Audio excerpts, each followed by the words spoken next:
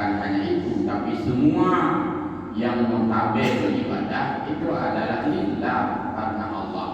Maka kalimat lillah itu kita temukan pada semua prosesi ibadah, terutama di dalam niat kita. Salat pun, usalli dan seterusnya, di ujungnya lillah ta'ala itu adalah menunjukkan persembahan kita kepada Allah. Orang-orang niat haji lillah, orang berpuasa nawaitu shauma ghadin, di ujungnya juga lillah. Maka ibadah itu adalah persembahan hamba kepada Allah Subhanahu wa ta'ala. Lalu kenapa pada pelaksanaan ibadah haji Allah nyata menyebutkan kalimat lillah? Bahkan bukan hanya lillah pada ujung, tapi terdapat lillah juga pada pangkal ayat. Kita bandingkan dua ayat. Pertama, ayat yang kita baca tadi, wa atimul hajja wal umrata lillah. Itu kalimat lillah ada di ujung kalimatnya. Sempurnakan haji, sempurnakan umrah. Lillahnya didahulukan penyebutan, yaitu walillahi 'alan nasi hajjul baiti man istata'a ilaihi sabila. Duluan disebut lillah, baru kemudian disebut haji. Kalau ayat pertama duluan haji, baru belakangan disebut lillah. Ini kalau di-cross, kalau dibuka ayat itu, maksudnya kalau dibolak-balik daripada kedua ayat itu, kemanapun dilihat, dari sisi manapun dilihat, tetap yang muncul adalah kalimat lillah itu. Disebut ayat pertama lillah, ayat kedua juga lillah. Mau dibilang haji yang pertama tetap lillah juga, dibilang lillah yang pertama haji yang kedua lillah juga. Seolah Allah ingin mengatakan kepada kita, ketika kamu hendak berangkat haji, pasanglah lillah. Maka orang-orang yang beribadah haji itu sudah pasang lillah.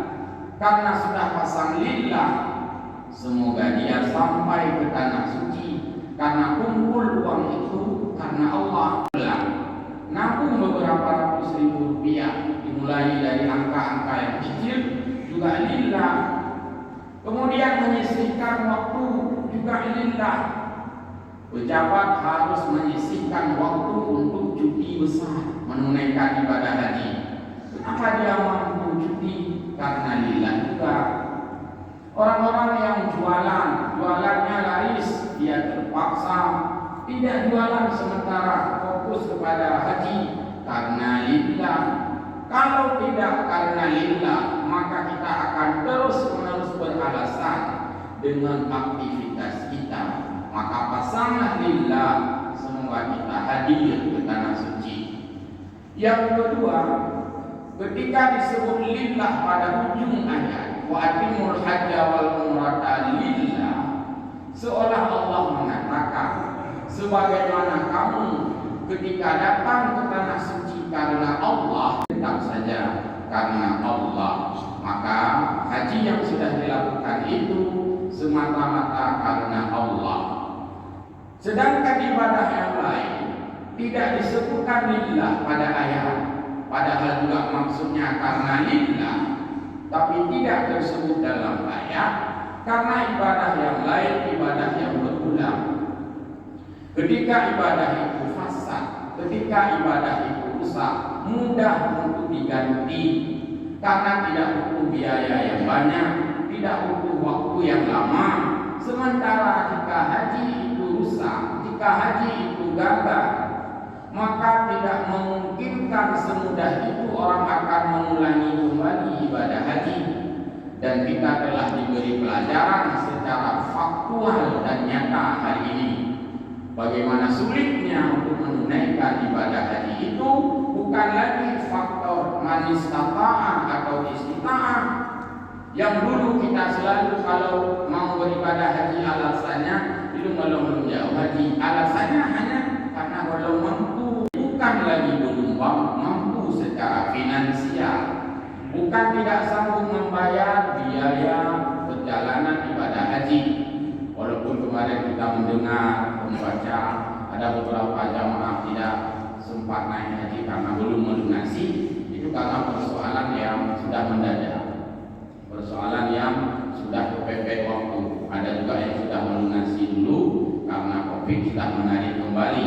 Tapi rata-rata hari ini orang belum sempat menunaikan ibadah haji bukan lagi karena faktor tidak ada uang, tapi faktor tidak ada ruang, tidak ada kesempatan yang begitu mudah ditemukan. Antrian 20, 25 hingga 30 tahun mendatang. Ini adalah kesempitan ruang, bukan kesempitan uang. Uang boleh jadi hari ini tidak sempit, tetapi ruang semakin sempit. Maka bersyukurlah yang sempat mendapatkan ruang yang sempit itu. Allah berikan keluasan dari puluhan tahun dan puluhan bahkan 5.500 ribuan orang yang sedang antri. Ketika kita terpilih, ini adalah rahmat dan nikmat Allah, tidak mudah mengulangi kembali. Maka Allah mengatakan, sekali hajimu itu pastikan terkonek dengan lillah di awal dan terkonek dengan lillah di akhir juga.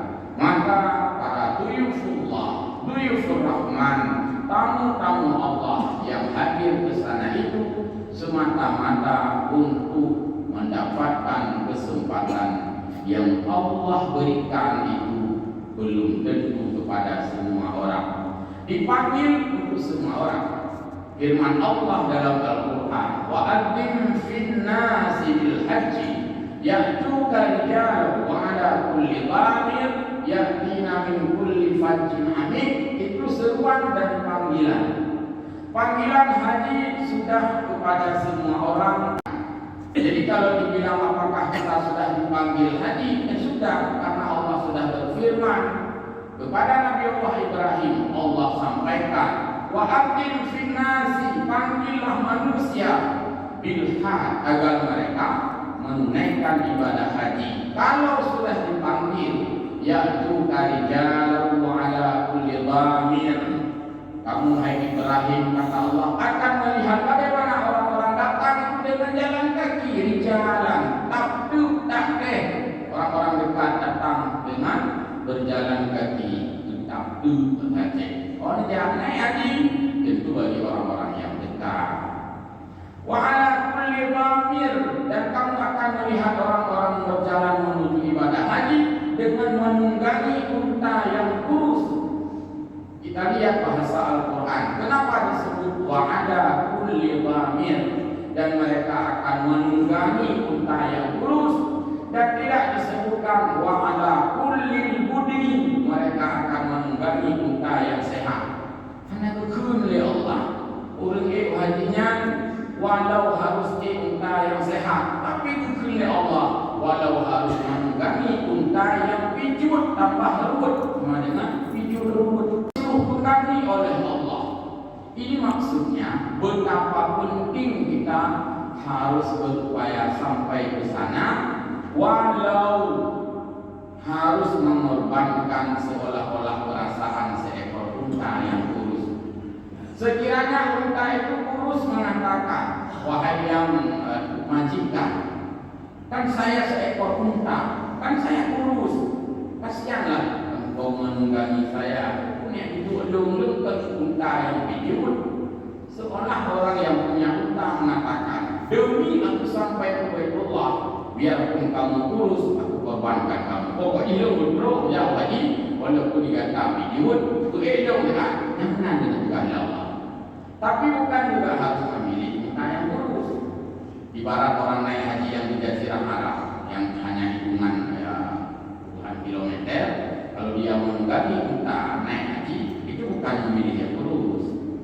Kita memilih unta yang kurus, yang gemuk. Tapi Al-Quran menyebutkan ala kulli dhamir, mereka akan menunggangi unta yang kurus.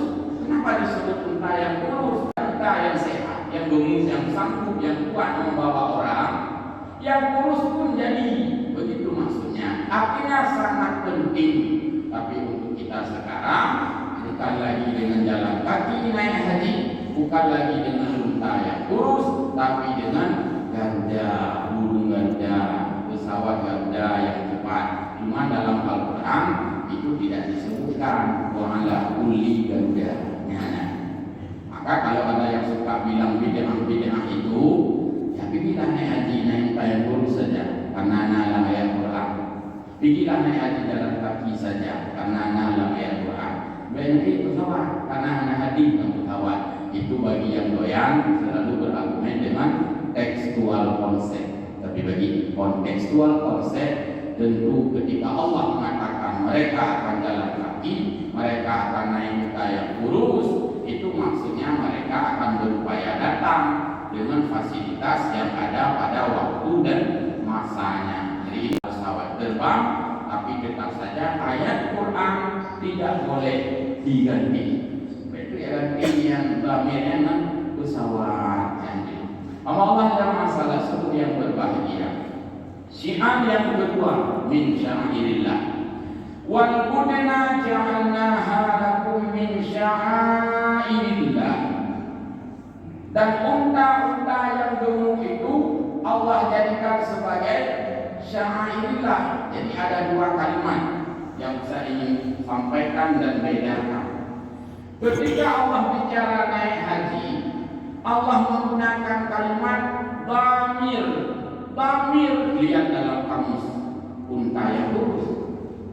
Ketika bicara kurban, wal budna, Allah menyebutkan kalimat budna, badana, artinya unta yang gemuk. Jadi sabah Allah menyebutkan unta wujud, sabah Allah disebut unta gemuk. Untuk jauh haji unta wujud, untuk si kurban kahana unta wujud, tapi harus unta atau onta istilah bahasa Anda yang gemuk. Itu untuk dikendarai, bukan untuk dimakan. Sementara kurban itu bukan untuk dikendarai, bukan untuk hidup kurbannya, untuk makan. Maka untuk konsumsi penyembelihan kurban disuruh pilih unta yang gemuk, maka disebut wal budna, artinya badana, unta yang sehat, yang gemuk, yang bagus, yang besar, itu untuk disembelih kurban. Dan unta itu Allah jadikan bahagian daripada syiar-syiar agama Allah. Disebut unta, yang pertama itu adalah binatang yang terdapat di Arab. Yang kedua, unta adalah binatang sembelihan yang di dalam kitab fikih itu sebagai level yang pertama. Yang terafdal disembelih kurban adalah unta, disesuaikan dengan Jazirah Arab. Untuk kita mungkin peternakan unta boleh dibilang ya hampir tidak ada. Maka untuk kita levelnya adalah baqah, yaitu lembu. Baik unta yang disebutkan di situ sebagai syama'ir Allah, atau lembu yang tidak disebut dalam ayat itu, atau kambing yang tidak disebut dalam ayat itu tapi disebut di tempat yang lain dalam makna min bahimah syama'ir Allah, syiar-syiar agama Allah. Karena syiar adalah perbuatan agama yang tampak dilihat oleh orang, maka syiar ibadah haji adalah syiar yang tampak dan terpublikasi oleh keadaan. Anak kayak foto, gitu tanya saja haji, anak kayak selfie, anak kayak foto, anak kayak shooting. Juga Allah telah men-shootingnya di alam ini, terlihat dengan sendirinya. Bahkan orang-orang lain ada yang merasa iri dengan pertemuan raksasa itu. Kita berada di fajin amin, rata luki manusia, tapi Allah memerintahkan untuk hadir pada satu tempat, fokus di Baitullah, fokus di padang Arafah. Inilah pertemuan akbar. Inilah sebesar-besar pertemuan umat Islam yang ada pada padang Arafah. Sampai Nabi mengatakan al-hajju Arafah, tanpa haji, tanpa Arafah tidak sah haji. Adalah syiar yang Allah tampakkan di muka bumi ini, tidak mesti fokus pada satu tempat, tapi syiar kurban dilakukan baik oleh orang yang sedang haji maupun yang berada di tanah suci, masjid tanah air masing-masing, sama juga mensyiarkan kurban itu, karena itu bahagian syiar Allah. Berarti Saat musim haji terdapat dua syiar yang paling menonjol, yang paling tampak, yang paling signifikan. Yang pertama adalah syiar ibadah haji kaum muslimin yang bersatu di sana.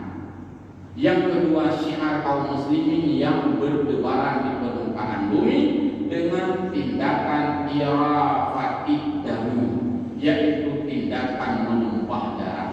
Maka syiar menumpah darah itu adalah syiar umat Islam pada Idul Adha. Tumpah darah di sini adalah darah binatang al-an'am. Ulama membatasi makna bahimatil an'am kepada beberapa binatang saja.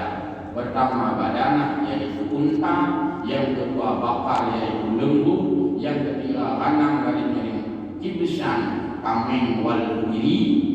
Sementara satu lagi bagi masyarakat Asia atau beberapa jazirah yang terdapat kerbau, jamis, jamaknya jawamis, itu digaris merengkan dengan lembu. Mengingat kalimat kerbau tidak disebutkan di dalam hadis secara tekstual untuk dijadikan kurban, tetapi ijtihad kerbau sama perilaku dengan lembu, harganya juga sebanding, makanan juga hampir sama, perilakunya juga sama, dalam anatomi binatang itu adalah sama, maka kerbau juga dijadikan sebagai binatang sembelihan kurban. Yang lain itu tidak dikatakan bahimatil an'am, walaupun itu bahimah. Bahimah semua binatang, termasuk bak lalat, limur, berapa kue. Sementara binatang al-an'am itu adalah batasan limit yang telah ditentukan oleh agama. Kenapa mesti itu menjadi syiar? Karena itu sebagai lambang kebesaran Allah. Maka kurban baru bersyiar apabila kurban itu disembelih. Tidak bisa dijual kurban. Langkah bawang pun nak pun hebdo, makanya luar kan. Rata-rata kita lihat kampung orang pun kalau di kampung orang 22 orang. Nah, orang Malaysia awal ditambah dan bawa ke alu. Mati mana mandung sini. Oh, nak kecil dia beli mampu lah. Udah itu juga bulan-bulan ke. Ini lebih banyak siswa nak kiat ke. Ni nak udah lah berbun boleh tak. Kalau rumah-rumah manfaat dia lanjut. Karena itu ketentuan yang baku dan itu adalah syariah yang eksak yang memberikan. Maka mari kita semarakkan salah satu dari firman Allah. Di samping fasalli, kita laksanakan salat Idul Adha nanti, kita iringi dengan wanhar, yaitu semarak menyembelih kurban. Menyembelih kurban juga itu bahagian daripada min taqwal qulub. Kenapa orang mau menyembelih kurban? Sama dengan kenapa orang menaikkan ibadah haji, kan habis uang itu ya karena Allah. Kurban kan habis uang, ya juga karena Allah. Maka berbahagia orang-orang yang pandai dan cerdik menyisihkan, mengalokasikan rezeki yang Allah berikan, dilaksanakan ibadah kurban yang bernilai humanistik, bernilai kemanusiaan, bernilai sosial. Sebab kita memang sebagai makhluk sosial yang Allah menganjurkan kita peduli sosial, fairness pada sesama manusia, salah satunya dalam bentuk ikatan, kekuatan, kebersamaan dan kesatuan umat Islam. Pada saat kurban dilaksanakan, terikatlah tiga komponen manusia. Sebagaimana firman Allah, "Fakulu minha", makan olehmu kurban itu, wa apaimul qani'a, berikan pada orang-orang yang cukup. Kalau dia mampu, mana ada orang berani minta kurban, pergi sama nungguimu, ayo pergi sama kurban, nanti sama porsi kurban, yo berlaki. Takut tu tanya nungguimu, kita bukan pegawai negeri, itu pun yang laki kurban, hanya mandu pada pegawai negeri. Ada orang-orang yang memang ketika tidak mendapatkan kupon kurban, ini mu'tar namanya, artinya dia sangat butuh. Jadi kurban itu tidak seketat zakat. Kalau zakat tidak boleh diberikan kepada orang yang di luar seni. Kalau kurban nampaknya hanya dibagi tiga saja, yaitu fakulu minha, makan olehmu yang punya kurban. Wa ataimul qani'ah, berikan orang-orang yang tidak meminta sekalipun. Wal mu'tar, berikan pada orang-orang yang memang nampak dia sangat membutuhkan. Yang ada mereka membagi. Kenapa diizinkan kurban disuruh berikan kepada yang punya kurban? Sebagai rasa kebersamaan.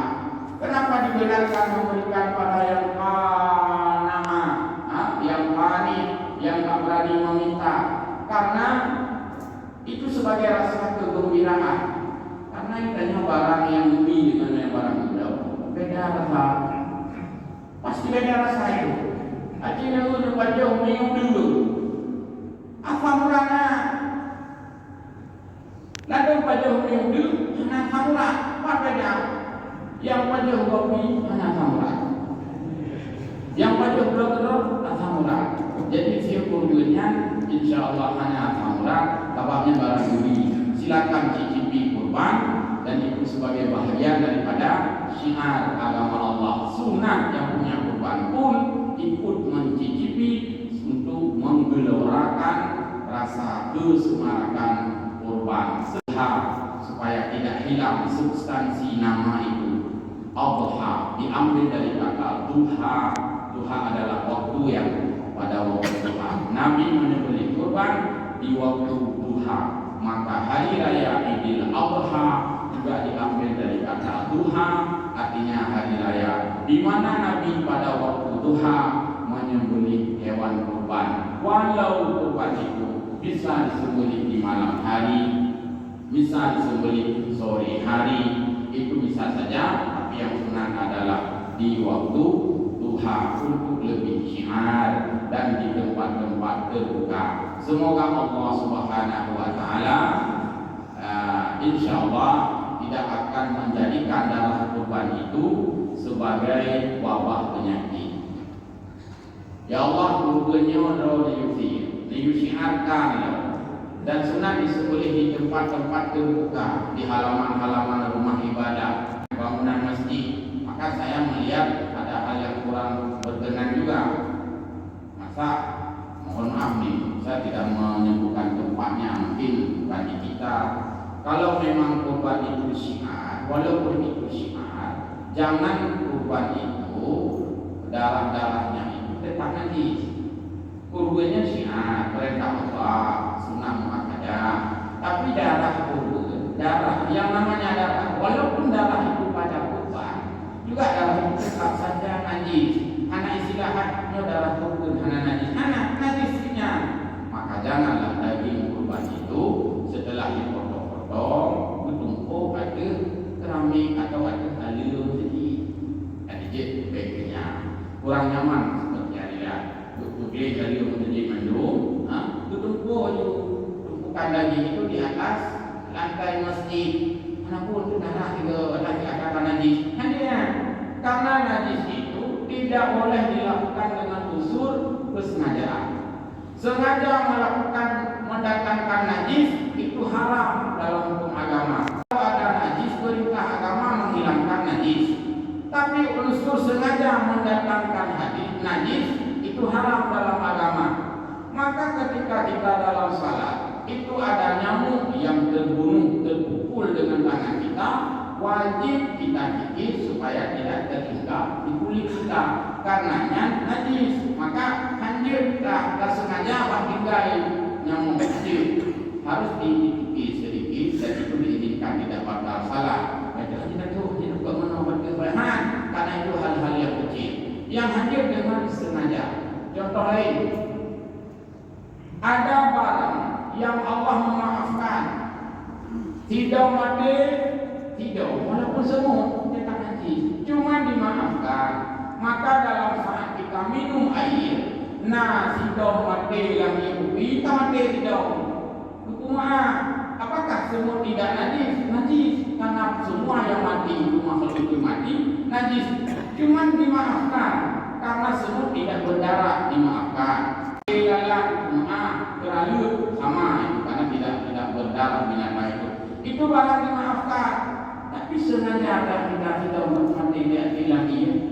Yang harus kami tak sedang bawa ino ipi aku nya hayu kalau semut mati dengan sendirinya di dalam gelas kita buang semut itu dimaafkan, maka jangan juga hendak-hendak membuang air. Apa sudah ipinya apa pakai dalam hidup tidak begitu kan tidak apa aja ipinya yang upidin lah lama yang upidin apa dah upi aja tidaknya nyanyi. Mudah-mudahan ada manfaat yang kita sampaikan. Intinya tadi adalah kita terharu dengan semangat syiar Allah melalui ibadah haji dan ibadah kurban yang akan kita hadapi beberapa hari lagi mendatang. Amin ya rabbal alamin. Mohon maaf. Allahumma fi ila aqwamit karim. Wassalamualaikum warahmatullahi wabarakatuh.